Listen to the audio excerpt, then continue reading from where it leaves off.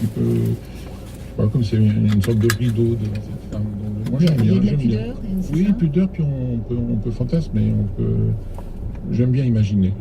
Voilà.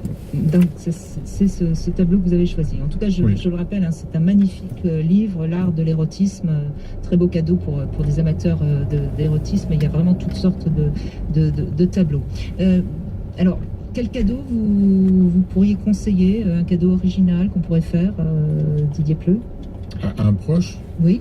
Oui, bah, faut que je réfléchisse. Je suis pas très original, moi, quelquefois, mais bon, je pensais à ça. À part votre livre? Oui.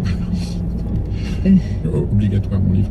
Non, mais je pensais, par exemple, pour faire plaisir à ma femme, moi je pense que c'est faire des courses avec elle. Je me rends compte que un bon pour. C'est-à-dire, on pourrait offrir dans une enveloppe. Oui, un bon pour faire des courses, parce que je crois que c'est une zone rouge. Je suis très limite là, sur ces histoires de courses et de partage. J'ai vu récemment que c'était un très grand plaisir. Je me suis dit, tiens, s'il y avait un cadeau original, pourquoi pas faire un bon qui m'engage, qui m'implique un peu plus dans les courses. Oui, une sorte, pourquoi pas une sorte de chéquier, enfin plusieurs chèques, voilà. Bon pour une soirée bon sortie, pour une sortie de ton choix. 4 courses ensemble en un an. Non. Mais c'est quoi qui l'intéresse, votre carte bleue ou votre présence? Non, je crois que c'est la présence, de partager un petit peu, tiens, et ça, et pourquoi pas ça.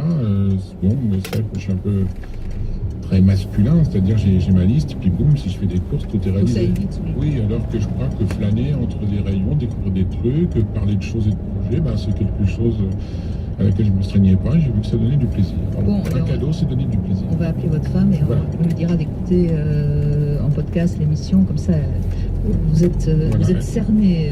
Après 41 ans, enfin. Vous êtes cerné. Merci en tout cas beaucoup Didier d'avoir joué le jeu avec nous. On va bien sûr continuer avec un autre invité, mais en tout cas merci beaucoup et bien je vous souhaite une joyeuse fête et puis on se revoit en 2018 évidemment.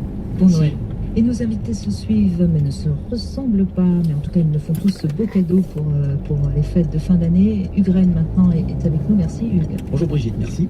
Vous êtes aussi de m'avoir invité. Non, c'est un plaisir partagé. Vous êtes gynécologue, obstétricien, vous en avez mis au monde des bébés qui peut-être aujourd'hui attendent avec impatience le jour de Noël, mais je voudrais revenir à votre enfant intérieur, le petit garçon que vous étiez. Quel était votre meilleur souvenir de Noël? Alors en fait, j'étais à l'époque, je devais avoir 8 ans, et j'habitais la région de Marseille, entre Marseille et Aix, et c'était à l'époque totalement la campagne. On était perdu au milieu de nulle part. Et ma mère était quelqu'un qui était très dépressif. Donc le quotidien n'était pas du tout drôle, sauf à Noël. À Noël, elle revivait vraiment, c'était plus la même. Donc pour le petit enfant et pour tous mes frères et sœurs, c'était, je pense, quelque chose de très joyeux de voir sa mère un peu pleine de vie. Enfin pleine de vie. Voilà, des yeux qui brillent et en plus, donc elle nous racontait des histoires de Noël avec la neige, tout ça. Et à Marseille, vous savez, il neige pas très souvent.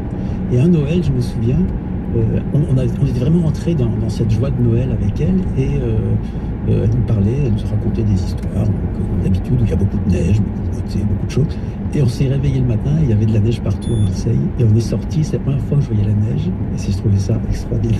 Donc c'était vraiment un Noël féerique parce qu'il y avait la réalité de la météo qui avait amené cette neige dans cette campagne magnifique. Oui, c'est vrai que les enfants adorent la neige. Ce qui est étonnant parce que je connais bien Hugues. J'aurais jamais imaginé que vous aviez une maman dépressive, parce qu'il y a chez vous une profondeur positive. Oui, mais en fait, oui, c'est un peu la résilience que j'ai dû faire. Parce qu'en fait, elle avait perdu un garçon avant jeunesse, et donc elle était très très affectée pendant toute mon enfance, jusqu'à 10-12 ans. Elle était très affectée de cette perte qui la rendait vraiment très dépressive. C'est pour ça que vous avez mis au monde tant d'enfants pour réparer la blessure de maman. Peut-être, oui, en fait, c'est un peu le hasard des choses. Vous savez ce qu'on dit du hasard. Oui, qu'il n'y en a pas en fait. C'est que le mot qu'on donne aux choses qu'on n'explique pas. Voilà. Alors, des fois on dit que c'est on dit que c'est Dieu qui s'amuse. Oui, c'est joli, il faut le laisser s'amuser. C'est mieux. Alors, vous avez choisi dans ce magnifique livre, alors vraiment c'est un très beau cadeau qu'on peut faire aux amateurs d'art et d'érotisme. Ça s'appelle L'art de l'érotisme, c'est aux éditions Fédon.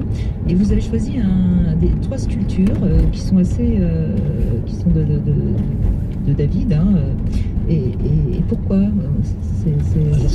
moi j'ai l'impression que c'est des bronzes, hein, parce que je les ai vus à 3 minutes. Oui.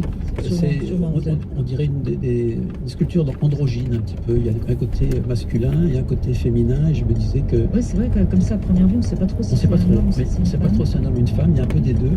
Je me disais que peut-être un des éléments importants de la vie, c'est d'arriver à réconcilier ces deux parties en nous-mêmes, et que donc, peut-être cette sculpture représentait le lien dans chaque humain entre sa partie masculine et féminine.